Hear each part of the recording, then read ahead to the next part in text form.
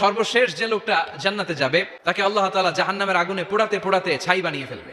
আল্লাহ বলবেন, জিব্রাইল যাও একটু দেখো একটা মাত্র সেজদা দিয়েছে আমাকে, এরকম কাউরে পাওয়া যায় কিনা। খুঁজে খুঁজে কাউরে পাবে না। আল্লাহ বললেন আবার দেখো, খুঁজে খুঁজে একজনকে পাবে, সামান্য ইমানের ছিটে ফোঁটা তার অন্তরে ছিল।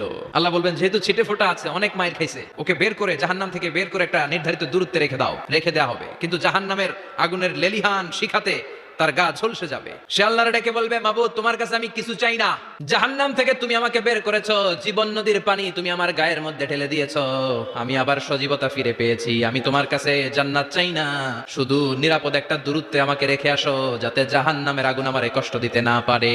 আল্লাহ জিব্রাইলকে বলবেন যাও এমন দূরত্বে রাখো যাতে জাহান্নামের আগুন ওরে কষ্ট না দেয়। রেখে আসা হবে। অনেকদিন সে ওখানে আনন্দে থাকবে, আল্লাহ শুকরিয়া করবে, সে মনে মনে বলবে বেঁচে গিয়েছি আমি। অনেকদিন থাকার পরে মনে মনে ভাববে বাইসা তো গেছি, কিন্তু নতুন করে একটু ট্রাই করে দেখি। আল্লাহ আগেই বলে রাখে আমি কিন্তু জান্নাতে যেতে চাই না। আল্লাহ বলবেন কি